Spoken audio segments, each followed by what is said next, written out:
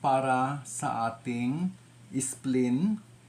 The fastest, easiest, and safest way to do reflexology, and this is very effective. Mabilis, madaling gawin at ligtas sa pagre-reflexology at ito ay mabisa. Ang spleen ay nandito sa ating kaliwang kamay dito. Ito ay ang maliit na vial na spleen. Ito ay nagpapalinis ng dugo, nagpapadagdag ng red blood cells, at nagpapatibay din sa ating white blood cells. Binabalance lahat. Press natin ito. Steady pressure. 1, 2, 3, 4, 5 seconds. Release. Press ulit. Ikot. 1, 2, 3, 4, 5. Balik. 1, 2, 3, 4, 5 seconds. Release.